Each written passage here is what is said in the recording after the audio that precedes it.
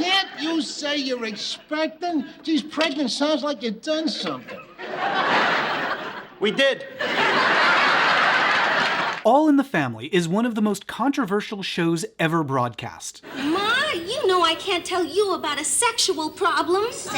Yes! It featured a typical American family arguing over topics that most other shows didn't dare go near, from race to religion to lesbianism. We loved each other in a different way.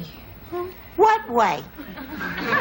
It was a show that shocked America. We were making fun of the country. Especially network executives, who tried to do everything they could to stop it. You know, I couldn't believe I was seeing what I was seeing. All in the Family also became an American institution, thanks in large part to the actors, who were like a family off-camera too. How do you not love somebody who made you laugh so hard for so long? But while they were busy making TV history, behind-the-scenes feuds threatened to tear the cast apart. And I thought, I've heard this dear man that I love so much. Culminating into off-screen fights that nearly led to the death of two beloved characters. Something's happened to him.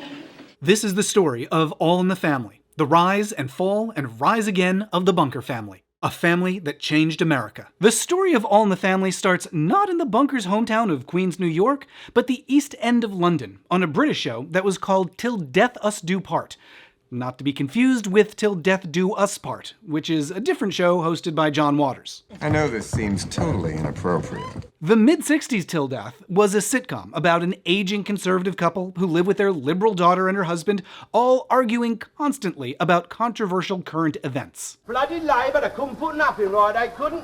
What are you talking about? Couldn't even pick a decent team for us to win the World Cup. Not the government's job picking a World Cup team. But this show wasn't simply The Bunkers but British. There are some big differences, and we'll get to those in just a minute.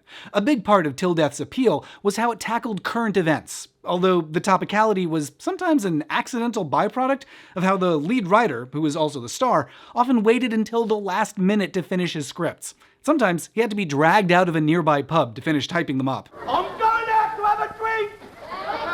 You ruined their marriage, now go out and ruin your liver. Till Death was a big hit in the UK. It was watched by about a third of Britons. And it was adapted to several countries, including Germany, where it was made even more controversial. If you think Archie Bunker is prejudiced, you should see his German cousin. It wasn't long before Till Death caught the eye of two American producers, Norman Lear and Bud Yorkin. At the time, American sitcoms seldom went near controversial topics. The biggest problem they dealt with was mom dented the fender, and how do the kids help her keep dad from finding out before it's fixed? Oh, Wally, your dad's brand new car. In the mid-60s, America was going through a massive social upheaval, from the civil rights movement to the women's movement to the Vietnam War, and Lear wanted to talk about all of that. But that was gonna be tricky. Although Till Death had tackled numerous controversial topics like the Vietnam War and racism and sexual liberation. My young day, people never went around talking about sex like that. It used to go on, though. Norman and Bud couldn't just transpose the episodes to the US. Some topics were so uniquely British, they simply wouldn't make sense here. And even the dialogue was so British that at times it's basically unintelligible to an American ear. You Geordie yobbo! Yeah, our famous ghost. Well, they're the worst kind of Geordies, aren't they? Not only that, but Norman noticed that the main characters could actually get pretty cruel to each other. Why don't you shut up, you silly mare? And the wife seemed to actively hate her husband. Can't stick two pieces up at once, can I? You can't even stick one bit up at once. Norman wanted a different dynamic. The arguments on Till Death between the dad and the son-in-law reminded him of how he would argue with his own dad, and he wanted to base the characters on his own parents. Like how his father considered himself the king of the household, and how his mother used to go off on tangents until her husband would tell her to stifle. And above all, Norman wanted to have the older lead couple, eventually to be named Edith and Archie, to come off as loving and warm. But whether he'd be able to make that work would depend on finding the right cast. The first person Norman tried to cast on his US adaptation was the father. Lear wanted Mickey Rooney, but Mickey wanted to do a different show. You want to do a show with the Mick? Listen to this. Ex-Vietnam vet, blind, private eye, large dog. That's all he said. That show never wound up coming together, although a few years later, Mickey did manage to launch a chain of hot dog restaurants featuring the world's first round hot dogs, so That left the dad role open for someone else. As luck would have it, Norman happened to watch a World War II movie called What Did You Do with the War, Daddy? It's not a great film, maybe because while the director Blake Edwards was making it, he was also busy divorcing his wife so he could marry Julie Andrews. But Norman's eye was caught by a brief appearance by an actor who seemed to have the perfect energy of a lovable grump. What? That was 42-year-old Carol O'Connor, a struggling actor who'd mostly appeared in bit parts and small theater. Prior to this, Carol had lived in a rundown flat that was so cheap, every time he wanted hot water, he had to drop a coin into a slot. And sometimes he had to scrape by taking day jobs as a substitute teacher. He'd recently lost out on 2 parts that could have changed his life, first as the skipper on Gilligan's Island, and then as Dr. Smith on Lost in Space. Oh, pain. The pain.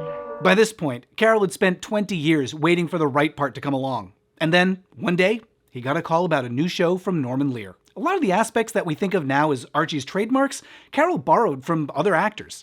For example, the voice. I stole from Jimmy Cagney and Jackie Gleason. You can absolutely see those influences. I forgot that you're a woman. How could I? You're always yapping.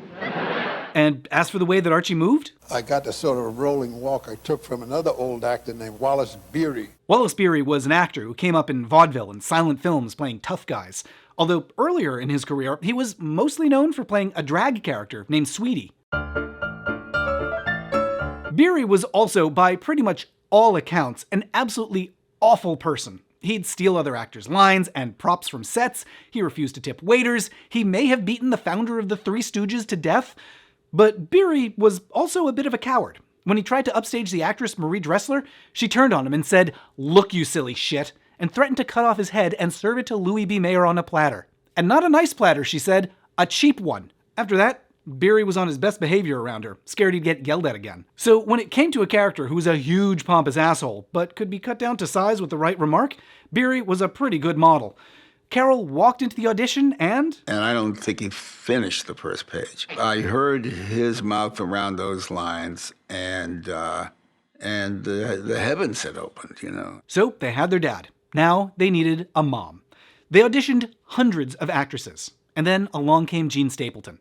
Jean was another unlikely choice for a lead. She'd been working on stage and screen for decades, but her parts weren't exactly high profile. See, secretary, maid, bag lady, anything like that is what I did.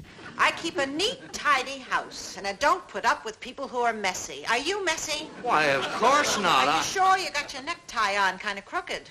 Oh. Early in her career, Jean had been pegged as a character actress. Never a lead, always off to the side. I liked my category because it was interesting, because there was more richness in those characters than just a bland leading lady. But Edith was a different kind of role. Really good script. And I thought to myself, wow, this on TV, how wonderful. Jean was up against a lot of competition, but she came in and gave the character a tenderness. She read for 2 minutes, and I knew. In Jean, Norman saw the affection he was looking for.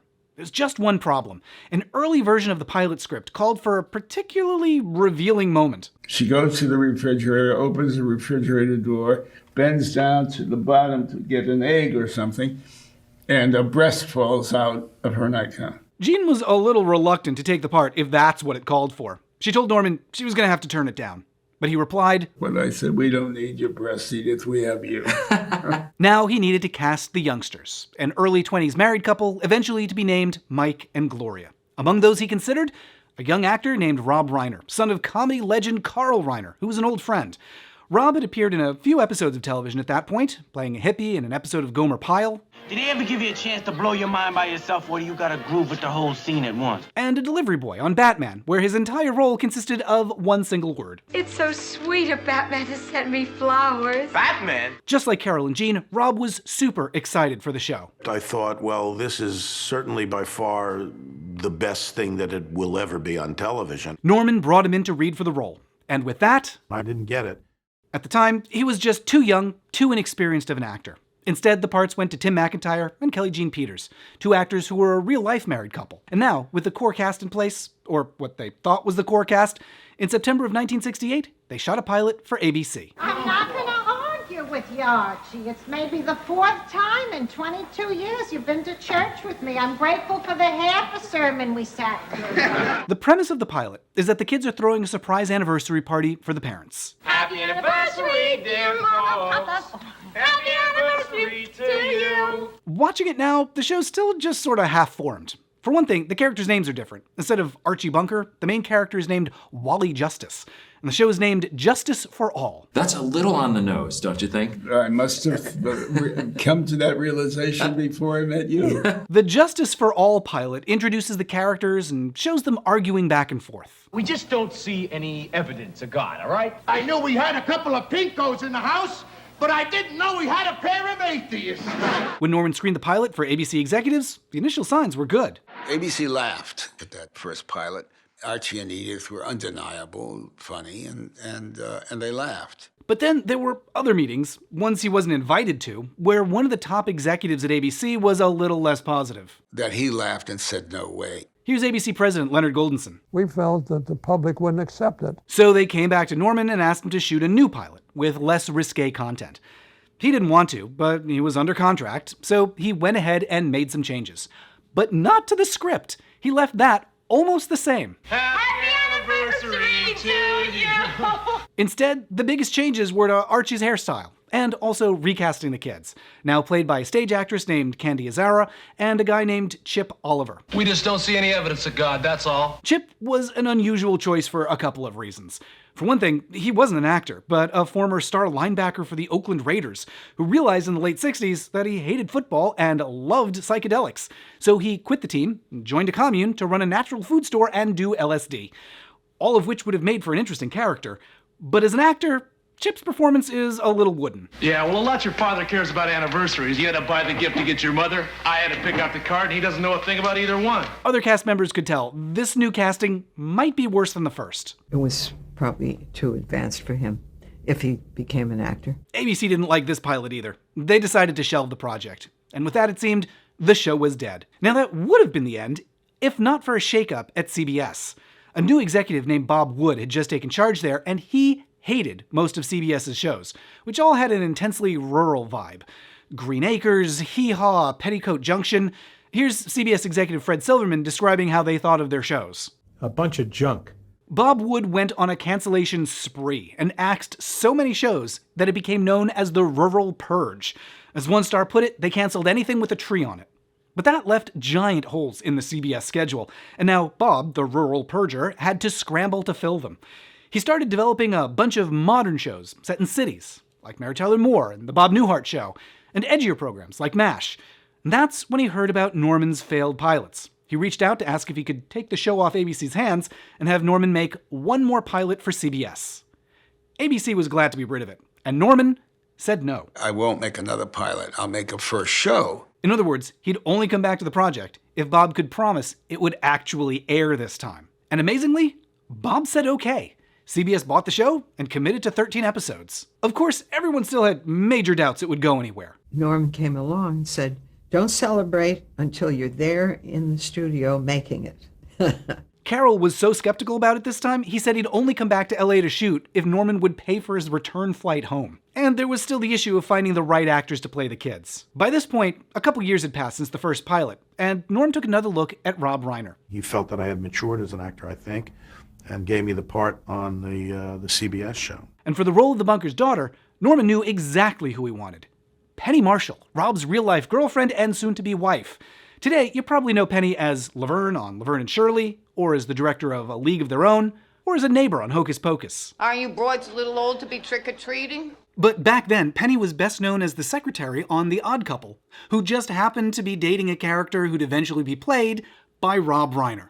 Myrna, did I ever tell you I loved you? No, never. I will. I'll write you a note. It seemed natural to cast them as the young married couple on All in the Family. But then Norman happened to see a young actress named Sally Struthers on an extremely short-lived show called the Tim Conway Comedy Hour. Well, it's a shame I must kill my best friend. Stop it, Lou. Shoot me instead because I... Shut up! Wait a minute, let's listen to what she has to say. One of the jokes of the Tim Conway Show was that the show was so cheap, they could only afford one dancer. And now, the Tim Conway Dancer.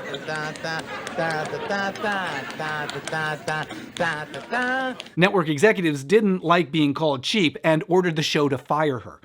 But for the limited time that she was there, Norman saw something special. There was something about that adorable person. He reached out and invited her to read for the part. And when she saw that it would show a family, warts and all, she felt a twinge of recognition. I didn't grow up in a house where everything and everyone was perfect. That's putting it mildly. Sally had a difficult childhood. When she was 9, her father abandoned the family, and her mother had struggled with depression all her life. This part meant a lot to Sally. And I enjoyed being a member of a family on TV that would allow people watching to feel better about themselves and their family. But getting the role seemed like a long shot. Not only was she up against Rob's real-life girlfriend, but when she came into the audition, she had laryngitis. And I had to do this screaming scene with no voice. Well, I guess Norman thought that was so funny with me yelling like this. With that, he offered her the part. They shot the first episode once again, with almost the same exact lines, but with a new cast. Happy anniversary to you. Oh, my. Archie, ain't this nice? And this time, everything seemed to come together.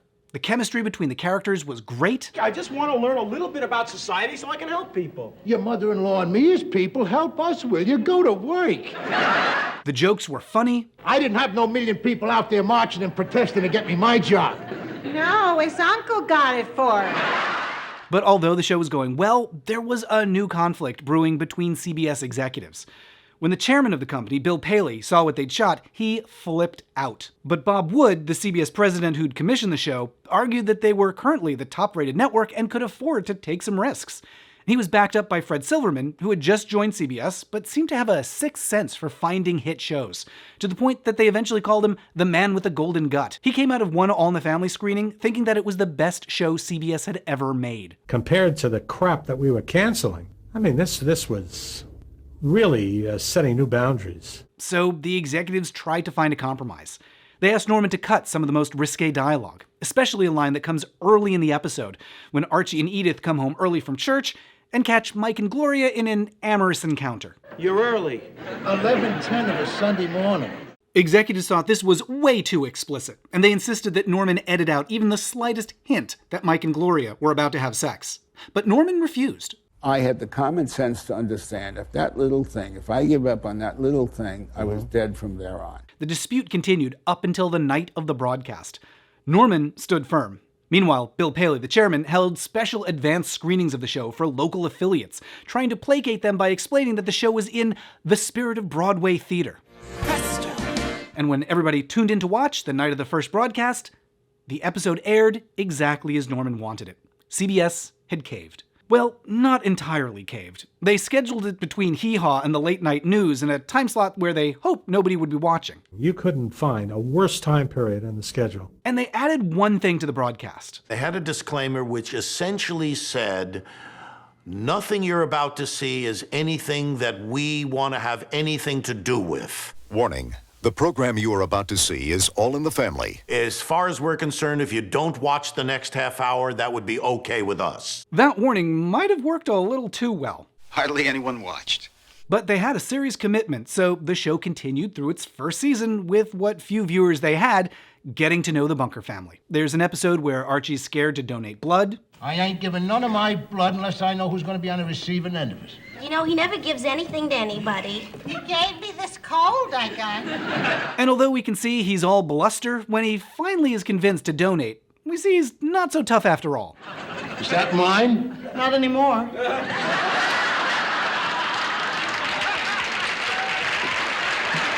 Viewers also got to know Edith as the sentimental, loving wife and mother. Do you love me? Where the hell are you getting these questions? From Fiddler on the Roof. Oh. And while she might seem kind of silly, Actually, something interesting did happen today. Oh no, that was yesterday. her unconditional love gives her a different kind of wisdom, the ability to instinctively know how to help those around her. She is somebody who would react the way we imagine Jesus would react to love for everything, love for anything. Oh, Edith! Not simple-minded, simple love. And viewers got to know Mike and Gloria as a young couple that fights passionately. If anybody wants me, I'll be at Trudy's. You leave this house while I am uptight about my grades, and don't bother coming back, you hear me? Wait a minute, meathead, it's her house. But also makes up with just as much passion. How long has he been up there showing her his grades? Must be an hour and 10 minutes anyway. In the middle of the day. And viewers saw the bunkers tackle topical issues, from Nixon to premarital sex to an especially groundbreaking episode where they talk openly about homosexuality, in a way that was way more frank than any other show of the time. His pal Roger is as queer as a $4 bill, and he knows it. And for all the yelling and arguing, viewers also got to see another side of the family. They do genuinely love each other. Like in one episode when Gloria learns she's pregnant, but then has a miscarriage, and everyone's heartbroken. In a very tender moment, Archie comforts her. I didn't do a very good job, did I? Who said that? Some dopey doctor? No, Daddy, stop. Oh, gee whiz. At times, it's a surprisingly sweet show. The ones that make me feel really sentimental are the scenes that I got to do with Carol O'Connor. My own father passed away 2 years before I began making All in the Family. So Carol O'Connor became my surrogate father. You love me.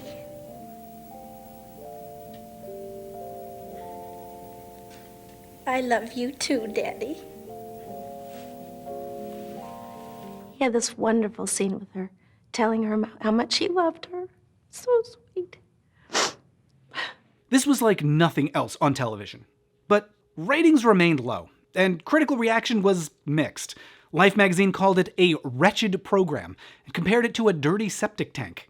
After all those years of trying to get the show to air, I figured we'd be on for 13 weeks and then it would just go off, and I would be very proud to have been a part of something that was that special. But then two big things happened in late spring. The first was that the Emmys opened with a little comedy sketch featuring the bunkers, introducing them to a much larger audience. And the second was that All in the Family surprised everyone by winning multiple Emmys. It was only a couple of seconds to get up here, but 3 years to get to that table. I don't know how to tell the cast what I could tell them, but they've seen me laugh till I cry every week, and they know from my tears that I love them. It was an unexpected signal from the TV industry that maybe the show was onto something after all, something bold and daring and new.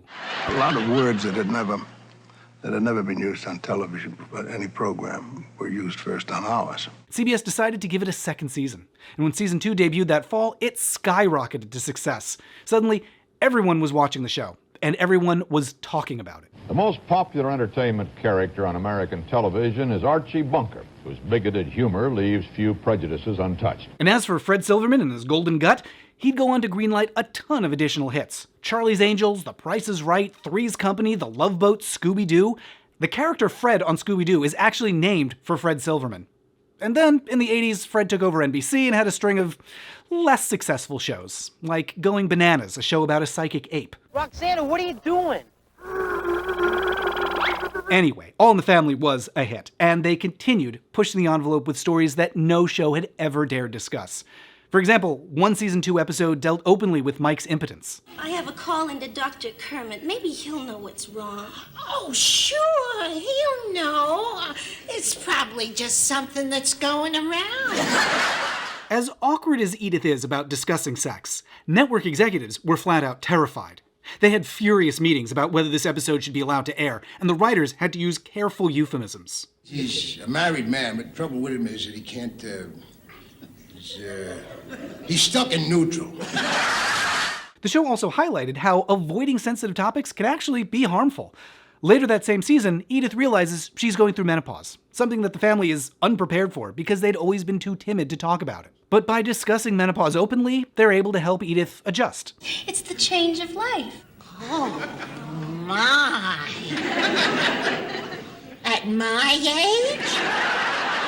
And once again, the audience gets to laugh at Archie's ignorance. If you're going to have a change of life, you got to do it right now. I'm going to give you just 30 seconds. Now, come on, change. And there was a particularly moving episode around Christmas time. Edith is acting nervous, and nobody can figure out why until... I got a lump in my breast. What did you just say? I got a lump Mama. This was a difficult episode for Gene Stapleton to do. I was very concerned about it. She felt the subject of breast cancer was too personal, but Norman made sure to keep the focus of the episode on the characters. And he said, well, it's not about breast cancer.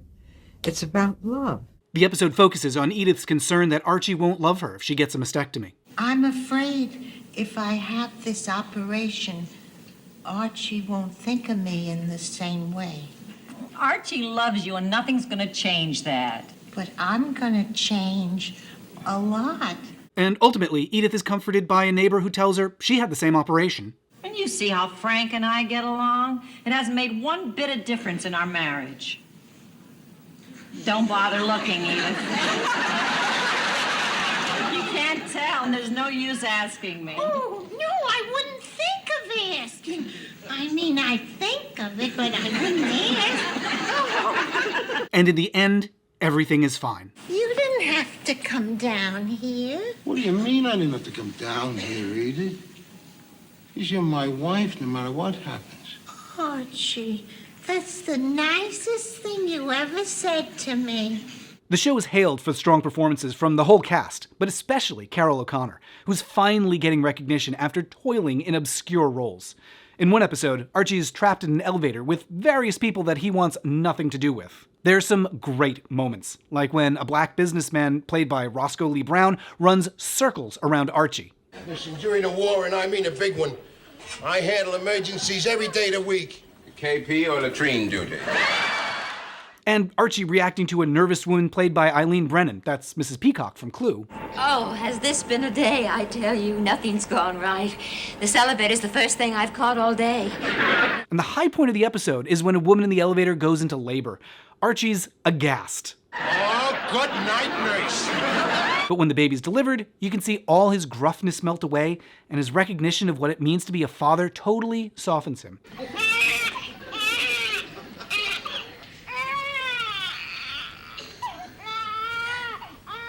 Got a little boy. It's a beautiful, complex performance. It's like being in the front row of a great play. In fact, Norman intentionally brought in theater actors for guest roles. Like Bea Arthur, who Norman had always admired, he invited her to appear as Edith's cousin Maud. Maud! That character was a huge hit, able to stand up to Archie. Didn't you get my telegram telling you to stay the hell away from here? Of course I got your telegram telling me to stay the hell away from here. Edith! And so popular, she soon got her own spin-off. The president of CBS said, who is that girl? Let's give her her own show. Around the same time, Norman happened to catch a performance of Death of a Salesman, starring two stage actors. Vincent Gardenia, who you might know as Mr. Mushnick from Little Shop. What the hell is... Sir? And Rue McClanahan, who surely needs no introduction. I would get up, but I've thrown my back totally out of whack. You see, what happened was... Oh, you don't have to explain. My mother already told me all about you. Norman loved their chemistry on stage and cast them as swingers who befriend the bunkers. They were in this Now Family magazine. See, in the swap section, where they swap unusual things. But due to a misunderstanding, the bunkers think that they're just very, very friendly. But remember now, while you're out there talking about us, we're going to be in here talking about you. Not only is it an extremely funny episode, as everyone except Archie and Edith realize what's going on. Mature, lonely couple seeking new friends. Warm, affectionate, fun-loving. Swap section. Mature, lonely couple seeking... You read it, I'll get the casserole. And over the next few seasons, ratings went through the roof. The show won a ton of Emmys. All in the family. Gene Stapleton, all in the family. Rob Reiner, all in the family. Sally Struthers, all in the family. Carol O'Connor. Oh. And it was the #1 show on television for 5 years straight. And that brought new opportunities for the cast. Carol O'Connor and Rob Reiner both became much more involved in the writing of the show, at Norman's recommendation. Meanwhile, Gene found the show impacting her on a personal level. Prior to her work on the show, I had been quite an apolitical person. But she started hearing from women who identified with Edith, and she started getting more involved in the women's rights movement. So that I've become somewhat of an activist. And as for Norman, the The success of All in the Family led Bob Wood and Fred Silverman to commission more shows from him.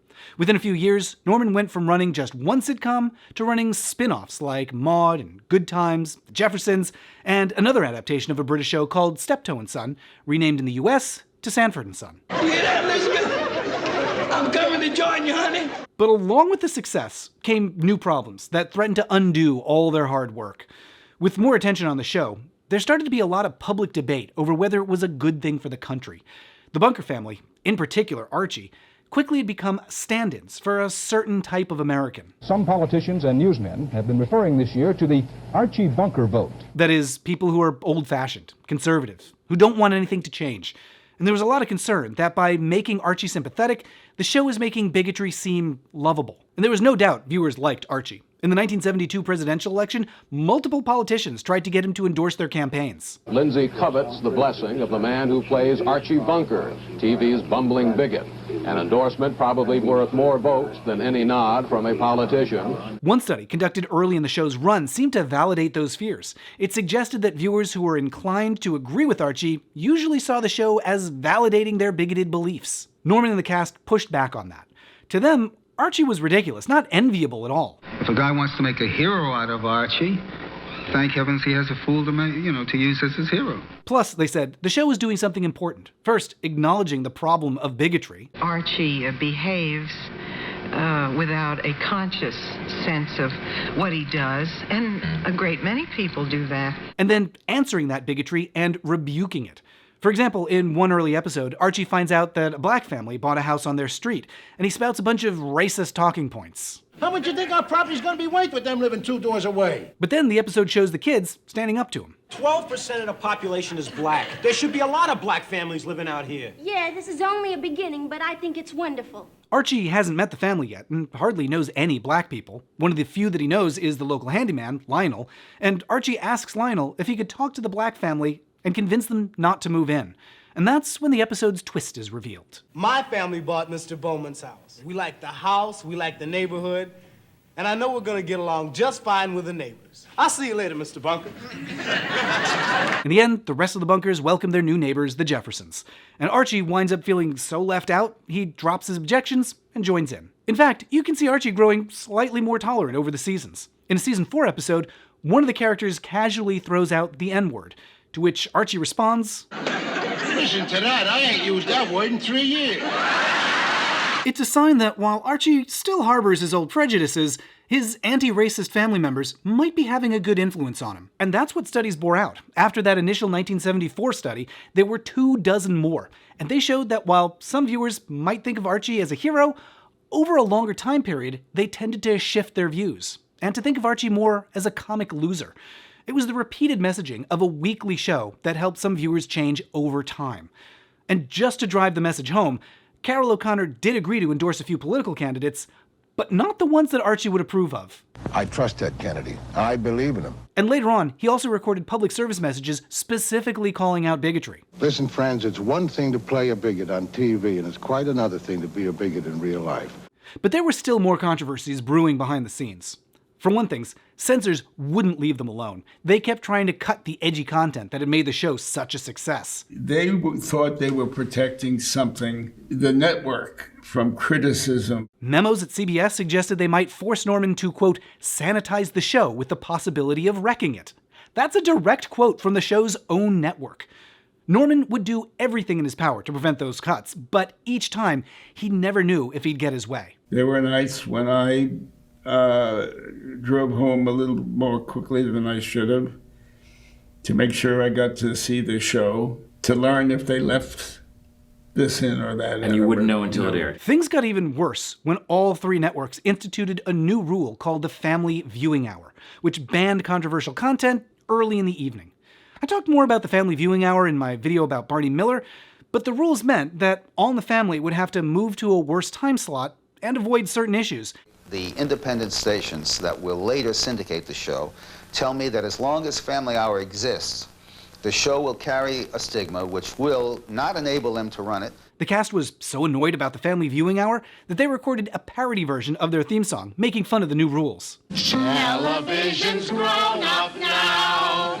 No one needs a marriage vow. Folks don't to the toilet now. These are the days. Listing the kinds of episodes that they wanted to make, but now couldn't. Single girls can take a pill. Robert can propose to Bill after 9 o'clock. Another problem was that making the #1 show on television meant unbelievable pressure and working very long hours. Everyone was exhausted, and that led to some hostility behind the scenes. At one point, when one of the producers says that the actors were too tired to work, another producer snapped, "They're actors. Let them act not tired." And some of the actors were starting to deeply resent being on the show. For example, Vincent Gardenia, who returned in a different role playing a neighbor. Vincent was so unhappy shooting on the family. Norman was stretched so thin he was having trouble managing all the shows. Spin-offs began to take place and he got very busy. When one interviewer asked Norman how he maintained a home life, did I say I maintained a home life? I didn't say I maintained a home life. The pressure boiled over one night in December of 1973. The Television Academy, which hands out Emmys, wanted to honor the Norman Lear shows with a special dinner. It seemed like a time to put differences aside and celebrate. But things got off to a rocky start when Academy leadership tried to plan the evening with Norman. He was overloaded with work and kept avoiding them. At one point, they watched him run into an office building to hide. Then there was the matter of what to call the evening. At first, they gave the title honoring Norman's Family of Stars. But the producers complained, so then it became the Family of Stars and Producers. Then the writers complained, and it became the Stars, Producers, and Writers. Then the directors complained, and in exasperation, the Academy just called it a dinner to honor creators. That still wasn't the end of it.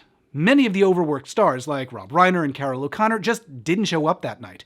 Neither did the host, Jack Benny, so they had to scramble to find a replacement.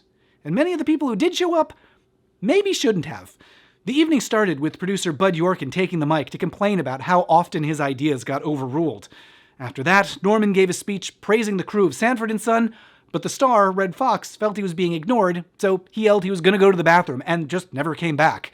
When Lear's speech turned to All in the Family, actor Vincent Gardenia started heckling him from the audience, demanding to know why he was still on the show.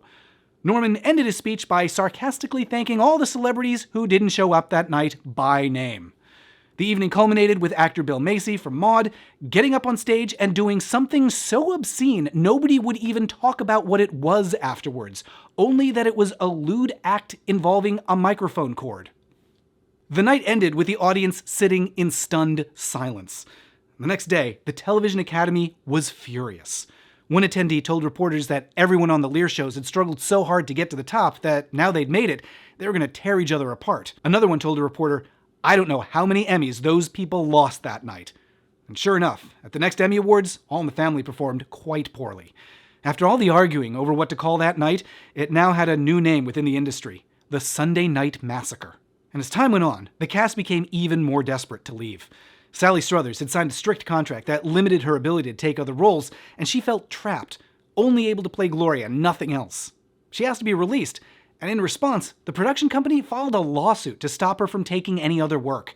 Furious, she threatened to stop coming to rehearsals. Some of the show's producers started gossiping off the record that they might just replace her, like Bewitched did with Darren. One producer told TV Guide that when they shot the pilot, they should have also shot death scenes for every character. That way the actors would know they could be written off at any moment. And it nearly came to that. At one point, Carol O'Connor missed some rehearsals due to an illness, and the production company docked him $18,000 plus $65,000 in back salary. And they told him he wasn't allowed to appear in any other roles. Carol tried to negotiate, but relations broke down. In protest, he refused to attend rehearsals. And as a result, there are a couple of episodes in the middle of season 5 that revolve around Archie's mysterious disappearance. How can you think of going to the movies while he's missing out there? He's not missing. We just mislaid him, that's all. But the show could only have Archie be mysteriously missing for so long. Where could he be? In the third week without O'Connor, producers upped the ante and ordered an episode in which Archie is found dead. Not only was the script written, it went into rehearsals. This was a huge risk for a show that depended on ensemble chemistry, especially with Archie, one of the most popular characters on television. Everybody knew this might not just be the death of Archie, it could also be the death of the show. Where is he? As All in the Family headed into the middle of its run, one problem after another was piling up. from censorship fights to cast exhaustion to contract disputes. The show's on the brink of losing everything that made it a success and undoing everyone's hard work. Something had to be done. First, to everyone's relief, the executives realized they couldn't get rid of Archie. They were the first ones to blink and settled with Carol. Details were kept secret, but insiders said Carol got everything he asked for. Is Carol O'Connor worth $25,000 a week? Carol O'Connor is worth $1 million a week. Carol came back just as they were shooting the episode where Archie was going to die. And instead of killing him, Archie appears in the last few seconds of the episode with the explanation he just wandered into a podiatrist convention and was having such a good time he didn't have a chance to call home. And if that sounds a little implausible, look, you try writing a half-hour sitcom around an unpredictable contract negotiation. It was strange not being called Meathead for 2 whole days. At any rate, as soon as he walks through that door, you can sense the relief from the cast that they didn't have to go through with killing him.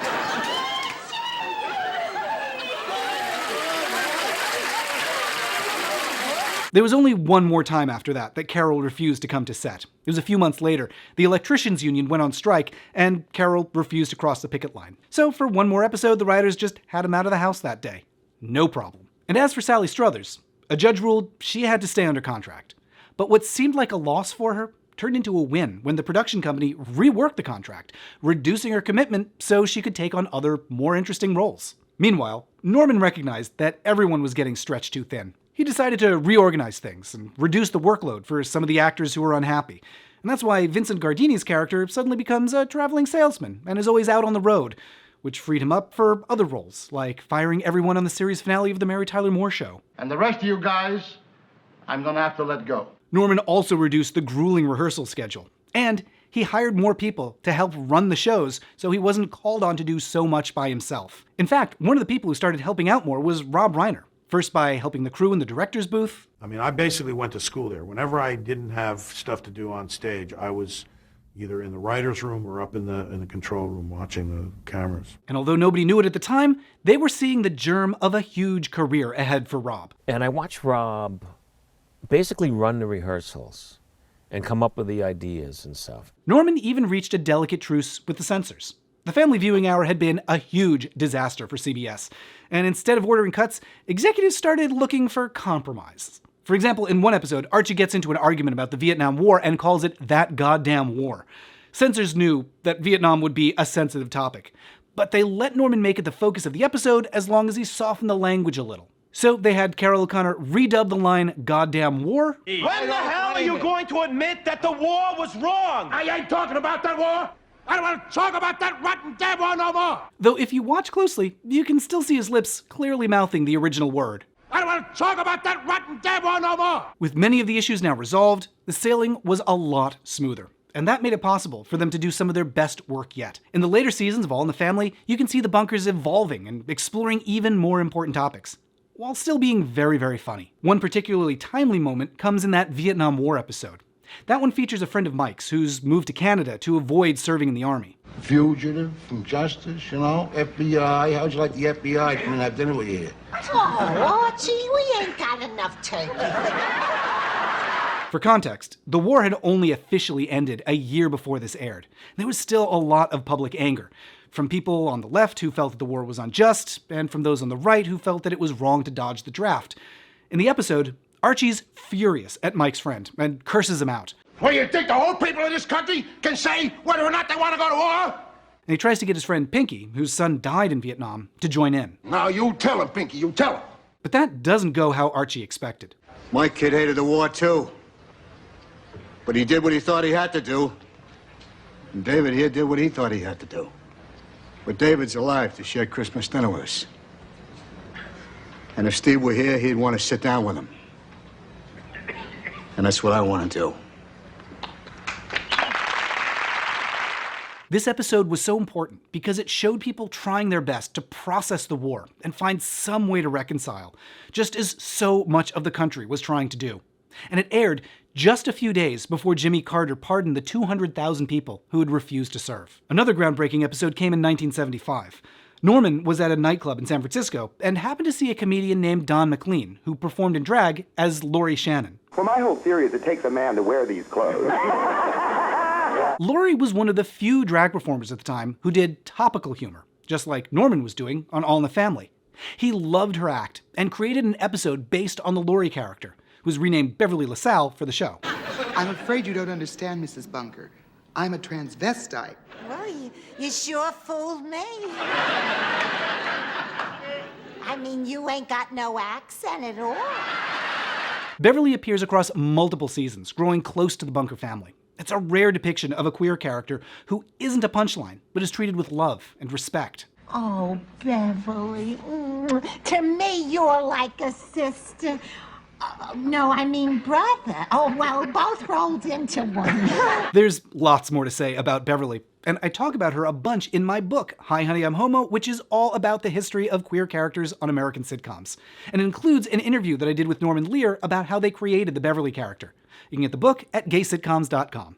In another episode, Edith and Archie find out that one of Edith's cousins was gay. Liz was a lamb.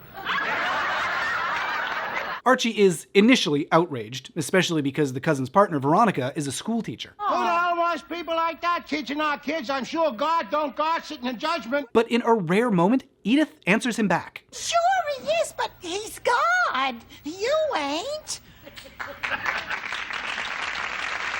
Her rebuke causes Archie to reconsider his feelings, and eventually to accept Veronica. Thank you, Archie.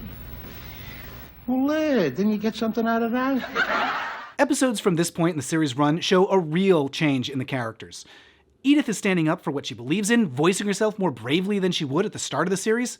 You mean you're gonna disobey your husband? Yeah. And Archie's listening to her, understanding people who are different in a way that he never would have in the past. One of Archie's most surprising moments comes in season 8. Two men overhear him making a bigoted remark at a bar, and they invite him to join their organization, which Archie doesn't realize at first is the KKK. Come on, Arch, I can't believe you didn't know what you were getting into. You couldn't possibly be that stupid. That's what you think. When he does figure it out, it's a real moment of crisis, a realization of who he's been aligning himself with. Last night I done maybe the dumbest thing in my whole life. Are you sure you've lived a long time? And the terrible things that his casual bigotry can lead to. You can't point a cross in front of my son-in-law's house. Oh, sure we can, Arch. You can't, because you're not a member yet, so you can't join in the fun, see? But you can see the flames from your window.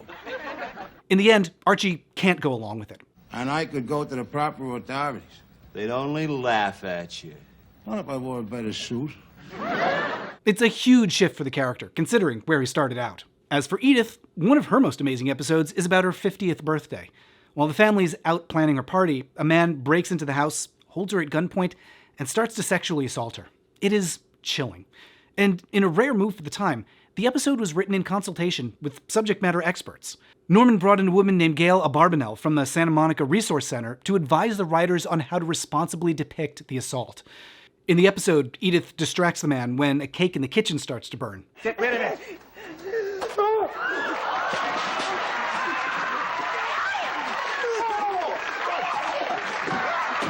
At that moment, the entire audience leapt to their feet, screaming with relief. And that was originally going to be the end of the episode. But Gail told them that Edith would need to deal with the trauma of the assault.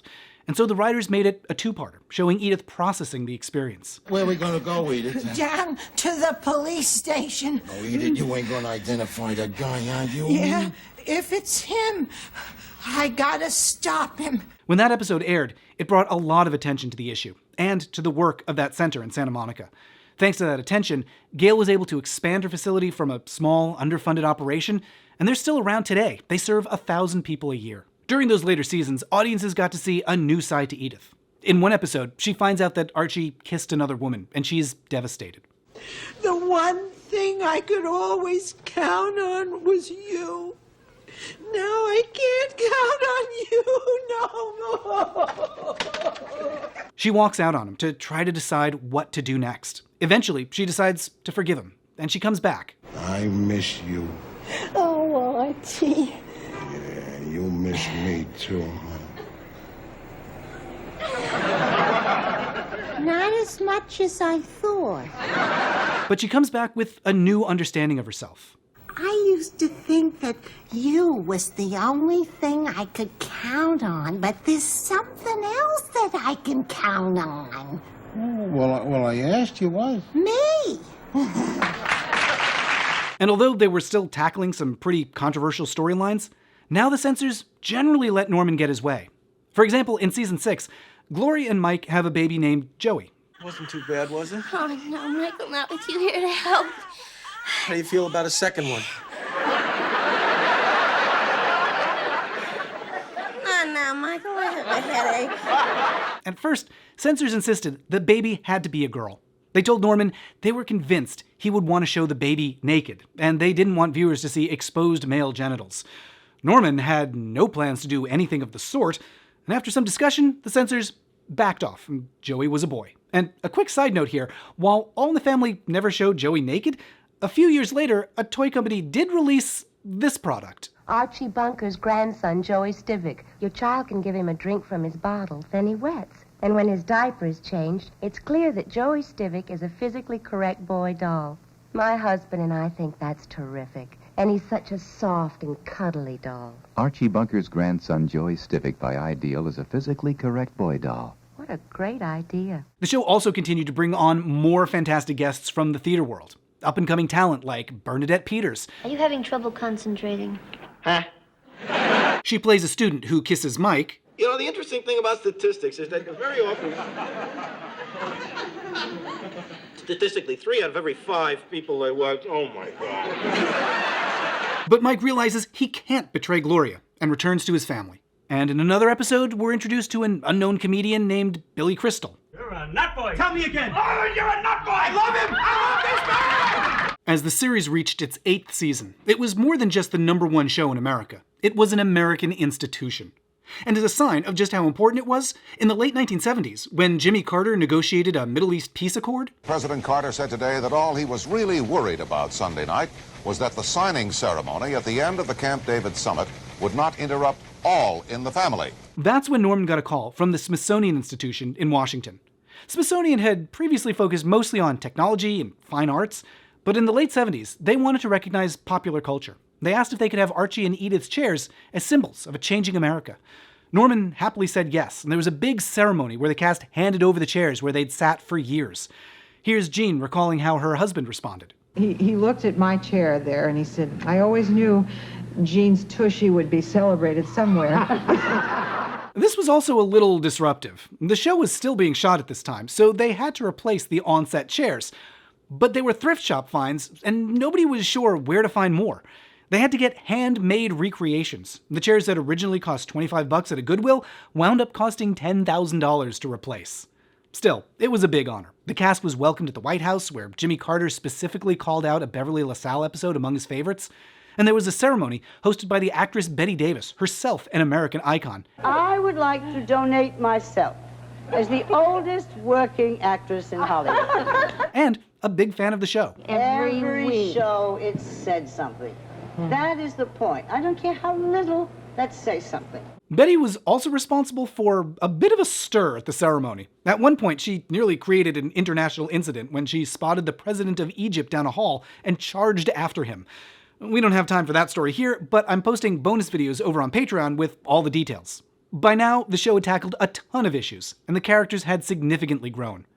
Norman had always said that shows shouldn't overstay their welcome. I had been saying for some years that I thought no show should last more than 5 years. He started working on a series finale in which Mike and Gloria get a job offer in California and decide to move west. He's gonna take away my darling little grandson Joey just when the kid's beginning to smell good. It's a moving farewell episode where they all get to say goodbyes. Gloria, I'm gonna miss you so much. The episode culminates in both couples renewing their wedding vows. I said kiss the bride, not eat the face sore. And even Archie and Mike have a heart-to-heart. I know you always thought I hated you.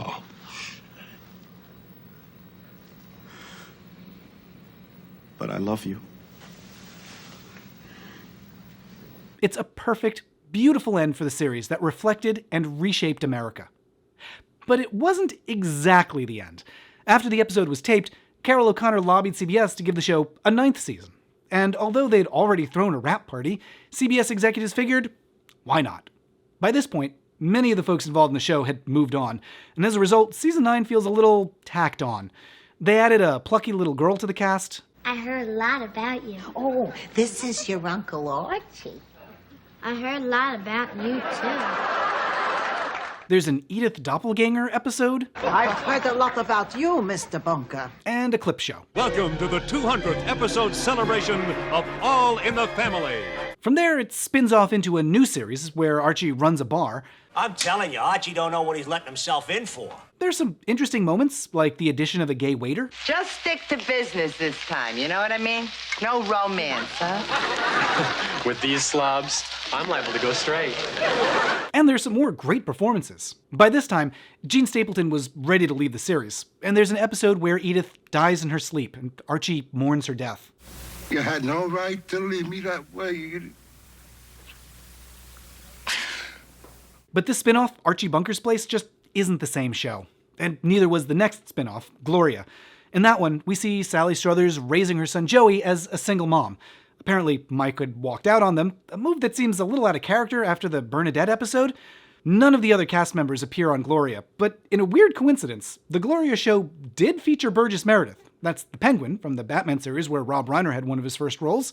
And Joey is played by a young actor named Christian Jacobs, who would grow up to be MC Bat Commander in the Aquabats. Now that's a real superhero. Gloria also features a gay black dog named Archie.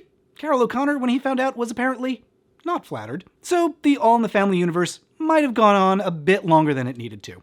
But it's understandable that it was hard to let go. When the writers decided to have Edith pass away in her sleep, even Norman had trouble letting that happen. Norman said on the phone, I cannot, I just haven't been able to say yes to this. Jean tried to tell him. Norman, you realize, don't you, she is only fiction. There was a long pause, and I thought, I've heard this dear man that I love so much. And then the voice came back, to me, she isn't.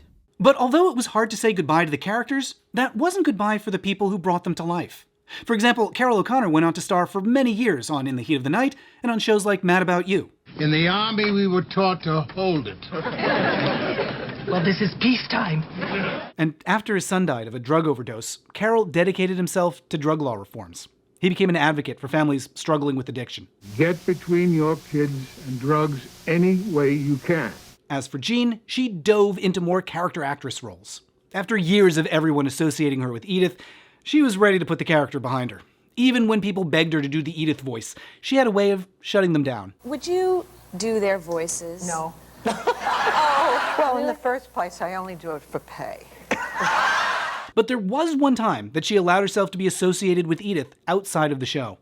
And that was when a group asked for help to raise awareness about gender inequality. She appeared in ads highlighting how Edith didn't have the same rights and opportunities as Archie. She gave speeches, she appeared at rallies, she served as a delegate to a convention on women's rights, and she pushed for non-discrimination laws. After playing a character who wasn't exactly up on current events, Jean became known for her political savvy. She also turned down some opportunities that just didn't feel right to her. For example, when CBS begged her to play a retired mystery novelist in Maine who solves murders, she said, no thanks. Every time I saw Angela during those years, she'd say, thank you, Jean. Although Jean did wind up playing an awfully similar character a few years later. Mr. Poirot, your work is solving murders. Mine is to create them in fiction. For Sally Struthers, work after All in the Family was, at first, a little uneven. The Gloria spinoff didn't last long, and she had a series of roles that just didn't review well. For a time, she really struggled. If you watched daytime TV in the 80s, you often saw her in low-budget commercials. Do you want to make more money? Sure, we all do. Sally spoke about how scared she was during this time, not just for her own career, but about supporting her daughter as a single mom. But even during these rough times for her career, she still lent her time to causes that were important to her, like nonprofits that help children in low-income families. We need you to help us win the battle against the world's hunger and poverty. And after a shaky few years in theater and one-off guest roles, Sheriff, I didn't kill this Fred Keppard. I didn't even know him. in 1990, she found an acting niche where she shone. Voice acting. She was the voice of Rebecca on Tailspin. Rebecca Cunningham, business major. I've been looking for a failing company like this for some time. Ugh. She was Jerry's mom on Tom and Jerry. And if that nasty cat gives you any trouble, wham! I'll pound that pussy into kitty litter. The daughter on Dinosaurs. I'm carnivorous, Daddy. It's Charlene. She was on Tiny Toons, The Wild Thornberrys, Cow and Chicken, American Dad. You've probably heard her voice countless times over the years. And that, plus her charity work, live-action roles on shows like Gilmore Girls, and now an award-winning stage career, keep her busier than she has ever been. Emmy Award winner Sally Struthers returns to the Gateway as Mrs. Peacock. Of all the cast, Rob Reiner's career has probably had the biggest impact. Rob took the skills that he learned on All in the Family to his own projects, including an adaptation of a book that he bought the rights to while he was still playing Michael. A book? That's right. When I was your age, television was called books. After a string of successful films, he founded his own production company, Castle Rock.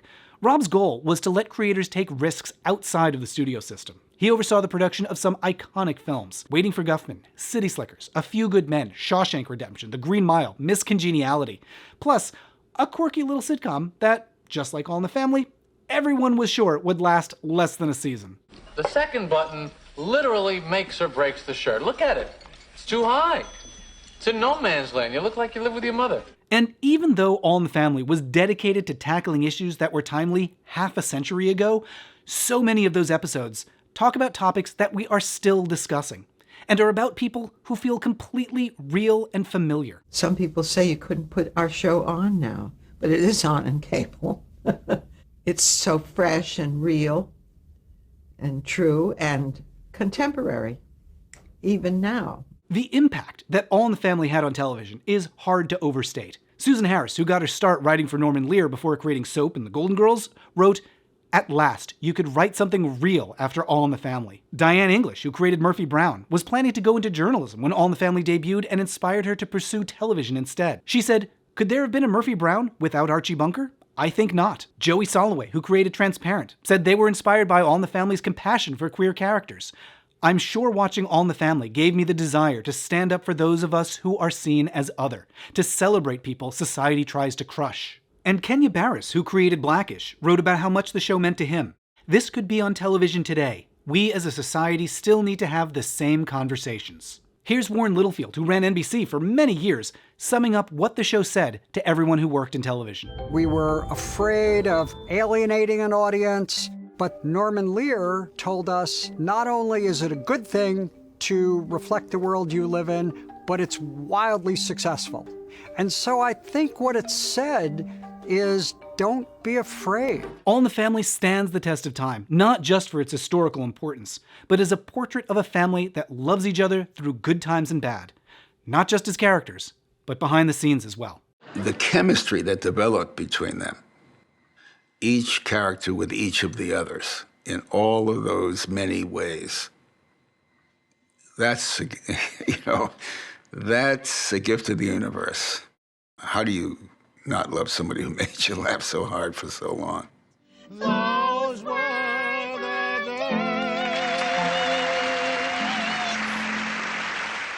There's so much more to say about All in the Family, from the creation of Beverly LaSalle, to how Norman cast one of the show's longest-running characters by hiring a hitchhiker off the side of the road, to what a weirdo Bette Davis turned out to be. I didn't have room for all of those stories in this video, but I'll be posting bonus videos over on Patreon with lots more behind-the-scenes stories about All in the Family. And check out my new book, Hi Honey, I'm Homo. It's the story of how subversive queer comedy transformed the American sitcom and how sitcoms changed America. It's on sale now wherever you get books, and it includes exclusive details from an interview that I did with Norman Lear himself. That's at gaysitcoms.com. Big thanks to everybody who helped with this video, including the research staff at the Seattle Public Library, and everybody on Patreon whose support makes these videos possible. Now, if you'll excuse me, I've got a date with Bette Davis. I'd like to kiss you, but I just washed my hair. Bye.